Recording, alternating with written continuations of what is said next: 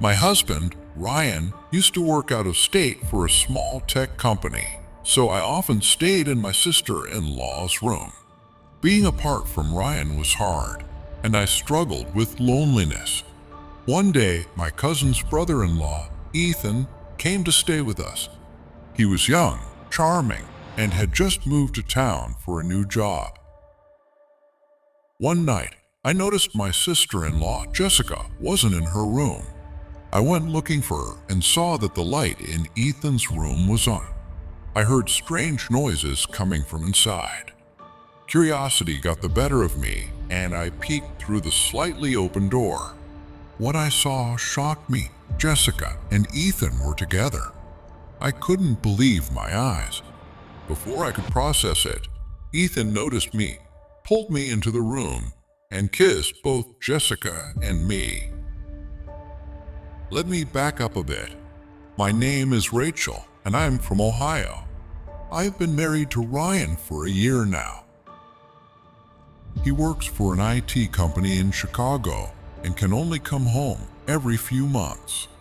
We live in a modest house with Jessica, my sister-in-law, and my in-laws, who are in their late 40s but still full of energy. Since Ryan is away so often, Jessica and I share a room, while my in-laws have their own room down the hall. One night, I woke up around 1 a.m. to get a glass of water. Jessica was sound asleep. As I walked back to our room, I heard unusual noise coming from my in-laws' room. At first, I thought it was just the TV, but when I listened closely, it sounded different. I noticed a faint light under their door and felt a pang of curiosity. I brushed it off, drank my water, and went back to bed, thinking about how hard it is to be apart from Ryan. The next morning, as we were having breakfast, the doorbell rang.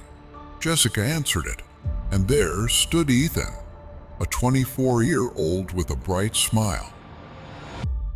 Jessica introduced him as our cousin's brother-in-law who had just moved to town for work. We had a spare room, so Jessica suggested he stay with us. I wasn't sure about it at first, but Ethan seemed polite and easygoing. He moved in that same day. Our house only has 2 bathrooms, and Ethan started using the one Jessica and I also used. A few days later, Ethan ran out of propane for his portable stove. He came to Jessica and asked if he could use our kitchen to make dinner. Jessica, being the generous person she is, told him not to worry and that we'd cook for him. She turned to me and said, "Rachel, can you take dinner to Ethan's room later?" I agreed. Jessica cooked a quick meal and I packed it into a container. When I knocked on Ethan's door, he greeted me with a smile. "Come in, Rachel," he said. I handed him the food, but he insisted I stay for a bit. Reluctantly, I sat down. He was watching a movie on his laptop, and just as I sat, a steamy scene came on. I looked away, feeling awkward.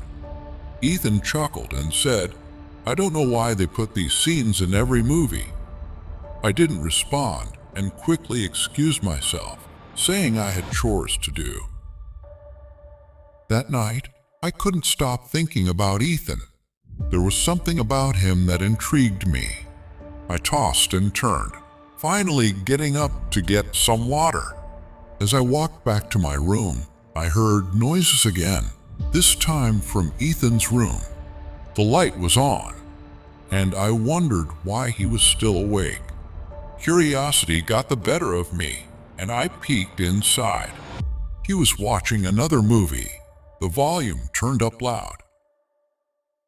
Ethan quickly turned down the volume of the movie and said, "Hey Rachel, come in."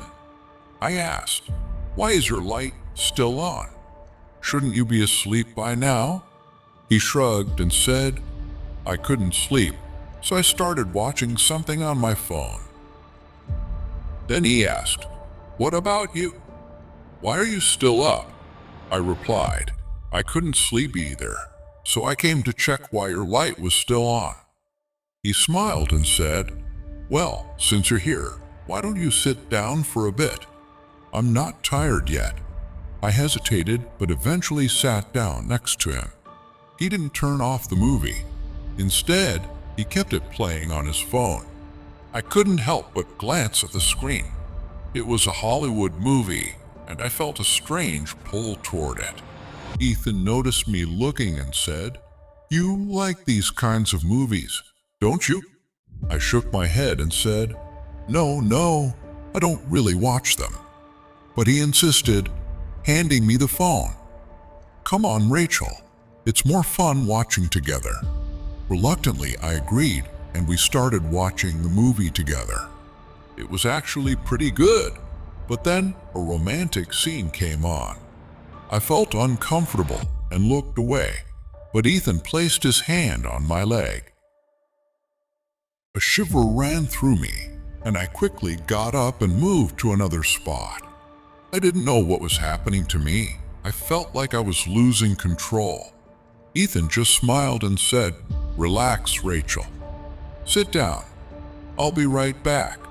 When he returned, I was still sitting there, unsure of what to do. He locked the door, and before I knew it, things escalated. I quietly left his room afterward and went straight to mine, where I fell into a deep sleep. The next day, Ethan called me and asked if I wanted to go shopping with him. I hadn't gone shopping in a while, so I agreed. We spent the day together, picking up a few things, and then returned home. After dinner, I went to bed, but the heat made it hard to sleep. I got up to take a walk around the house to cool off. When I passed Jessica's room, I noticed she wasn't there. I thought maybe she had gone to the backyard or the rooftop to get some air. I checked both places, but she wasn't there either. Then it hit me, she might be in Ethan's room. I went to check and saw her sitting with him. I didn't say anything. I just went back to my room and pretended to be asleep. When Jessica came back, I asked her where she'd been. She casually said, "Oh, I just went to freshen up." I replied, "I saw you in Ethan's room." She shrugged and said, "If you want to talk to him too, go ahead. I'm not stopping you." I didn't know what to say, so I just let it go. One evening, I noticed Jessica acting strangely. She seemed distant, almost frustrated. I finally confronted her, and after some prodding, she broke down and confessed. She admitted that she had developed feelings for Ethan, but didn't know how to tell me. She was afraid of how I'd react, especially since I had grown close to him too. To her surprise, I wasn't upset. In fact, I felt a sense of relief. I opened up to her about my own feelings, how Ethan had filled a void in my life that had been growing since Ryan's constant absence. I told her how Ethan's presence had brought me joy and companionship that I hadn't realized I was craving. Jessica listened quietly, and when I finished, she smiled faintly and said, "I guess we're more alike than I thought." From that day on, things changed between us. We decided to be honest with each other and, eventually, with Ethan. When Ethan came from work that evening, we sat him down and shared our feelings. At first, he was taken aback, but it didn't take long for him to realize how much he cared for both of us. What started as a complicated situation turned into something beautiful, a connection that none of us had expected, but all of us needed. Our nights became a secret escape. When the rest of the house was asleep, we'd gather in Ethan's room and spend hours talking, laughing, and sharing stories. Sometimes we'd watch movies together, the kind that made us blush and laugh at the same time. Other times we'd just sit in comfortable silence, enjoying each other's company.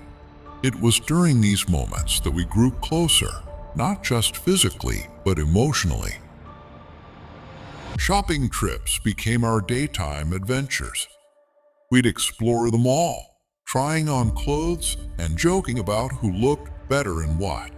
Ethan would playfully tease us, and we'd laugh until our sides hurt. It felt like we were living in our own little world, free from judgment or expectations. Well, that's the story for today. If you enjoyed it, don't forget to like and subscribe to the channel. Until next time, take care and stay tuned.